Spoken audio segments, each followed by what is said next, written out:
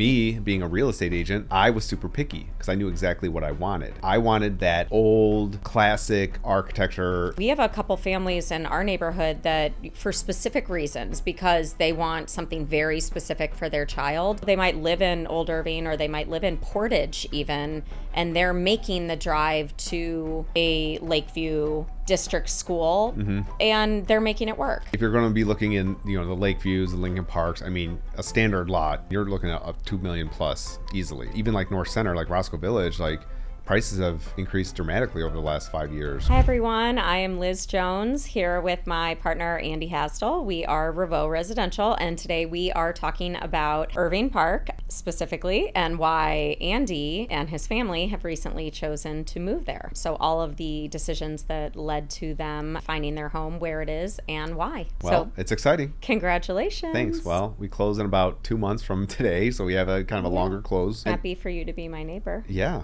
I'm going to be on Central Part of Irving Park. Yeah. Central Part of Irving Park, not on Central Park. Right, it's two blocks away. But we're super excited, and it's been a long time coming.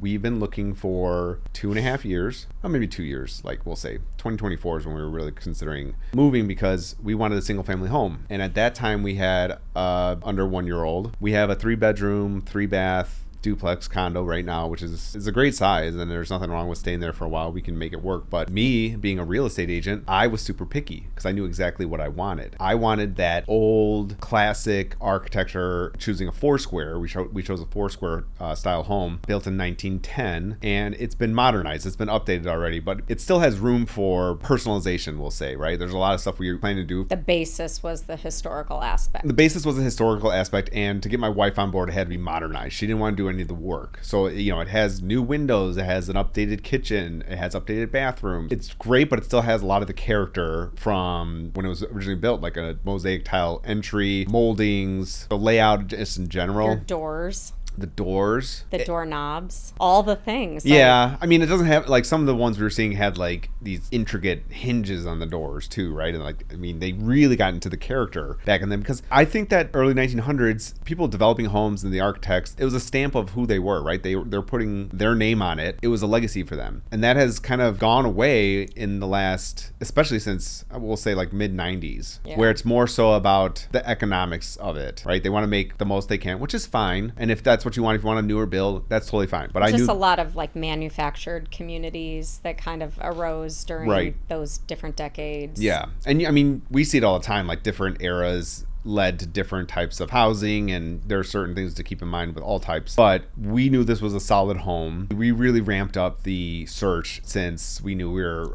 pregnant with our second child, which was last summer, and she was just born a month ago, and it's great. We wanted to move to the single family to kind of get our space, and so like I said, we ramped it up. But you were looking all over. We were looking all over. We went back and forth. Thought we were going to lose you to the suburbs. No, I've been a long time, we'll say, proponent of staying in the city. If you want to live in the suburbs, it's totally fine. Like, right, it's to each their own, as I always say.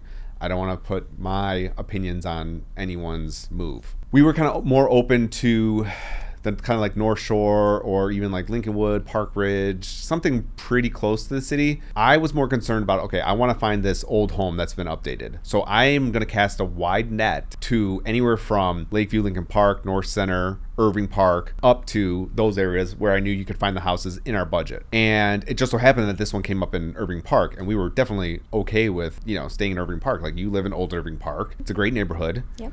It's what we're hearing from the people that we're already meeting neighbors is that it's kind of like a little bit of a hidden pocket right by Independence Park. Not that it's like a secret or anything, but I think what you're seeing right now in Chicago in like 2026, the Lakeview and Lincoln Park market is nuts, right? Completely bonkers. I mean, 100,000 over ask. Every time. 30 offers, whatever it is. We actually only put in 3 offers in the last 2 years. One was in summer of 24, and then the other one, besides this one, was a week before this one. Also, like a block or two over from the one we're under contract on, which is kind of a wild coincidence. We looked at a few over the years, not super aggressive. Again, it came down to the style of house. And I feel like I am going to own a part of Chicago, a historic part of Chicago, which means a lot to me. So ultimately, it wasn't so much like we wanted to live in Irving Park. It was the type of home, the fact that we were under budget by a decent amount, it had everything we really wanted or needed. Yeah, it offers so much. Right. So that's a huge draw. You're not having to go completely outside of your location comfort zone. Yeah. It's still walkable. Like right now we're in Roscoe Village, and Roscoe Street is great for restaurants. And Irving Park doesn't quite have that. You have to it's a little more spread out, which is fine. There's still plenty of things walkable in the area. We've already found a coffee shop. We're going to try all the different restaurants to see which are going to be our favorite. But really, like, Independence Park was a huge draw for us,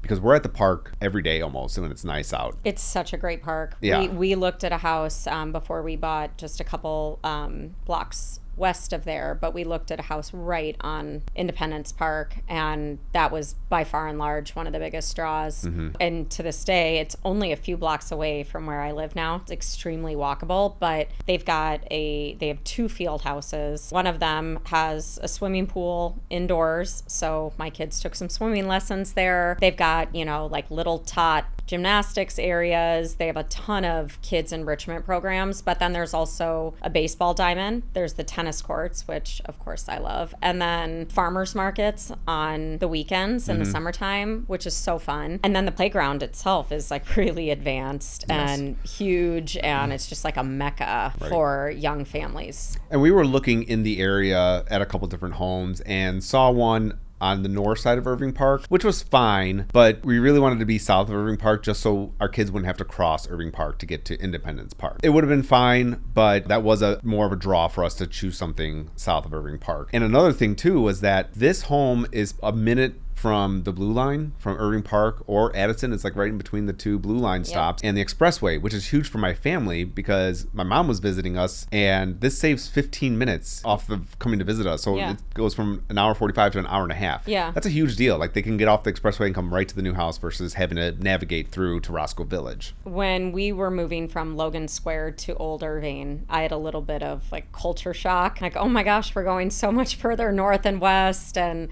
are any of my friends going to come visit me because they think I live so far away? But in reality, with the highway being right there, I maybe only added 5 to 10 minutes to any type of commute that I had when I was living in Logan Square, which I chalk up to being like such a central area because it is still close to highway, close to CTA. I mean, honestly, for me to get downtown, it's probably going to be about the same. Yeah, because you're not using side streets. Right. I'm like a minute away from the expressway, whereas now it's like 5 to 10 minutes from the expressway. So and you're I'll cover that. you're also like you're almost equidistant between where your house is in Independence Park to Athletic Field, which is just south of you too. And that's a smaller park. There isn't maybe as much kind of like going on like from a schedule perspective, but it's just such a fun area. Yeah. And I think another part of why we chose Irving Park, or why we liked that, it was a happy medium in terms of lot sizes, because we wanted more space. Obviously, everyone wants a single family. They want some yard space. I don't need a ton because being near a park is great, and I don't want to have to maintain a huge yard, hence why we weren't really big on the suburbs. Do you think you could picture yourself on a riding mower? I've done it before. I can. I probably look a little out of place. I don't wear a suit jacket when I do that. Less is more. Less grass is more. Yeah. But a yard is great to have. And it's funny because like we were really focused on Old Irving where you live because there's a lot of double lots, right? Yeah. Standard Chicago lot is 25 feet by 125 feet, right? Your lots out there can be 50 by 125 or 50 by 150. 150, or whatever it is, 40 by 130 or something. Yeah, they all kind of vary, but they are larger than your standard. Yeah, and this one I think is either 31 or 33 feet wide. I feel like it is 33. It feels a little bit wider than a standard lot, and that can allow for like this foursquare home to exist. Whereas when you have a 25-foot wide lot, you're really limited on types of and then plans. Maybe you're sitting at your dining table on Thanksgiving and you're looking through your window into another family that's also having their Thanksgiving dinner. So it's nice when you have that space in between. It gives great natural light and then also an element of privacy too. If you're going to be looking in the lake views, the Lincoln Parks, I mean, a standard lot, house on a standard lot, I mean, you're looking at up $2 million plus easily. Even like North Center, like Roscoe Village, like prices have increased dramatically over the last 5 years, where you used to be able to get a really nice lot a nice home that was 1.2, and now we were seeing like everything like 1.6 to 2 and up. So I think also, with Irving Park in general, all depending on the type of home and the size of the home, but those are the homes that I feel like are more rare that come on the market because of their size. If I look at all the families that my girls go to school with, they're like 2 and 3 kid families. And they've been in their home for 5 years plus, and they don't have the intention of like going anywhere anytime soon. Right. Unless they, something comes up, life change, or they do just want to move to the suburbs. But the sizes of the homes like really give families space to grow. I mean, to add on to that, the way we looked at this was we could see this as a forever home, right? Yeah. It has Murphy Elementary, which is a good elementary school nearby. We would have options for high schools, right, as our kids grow.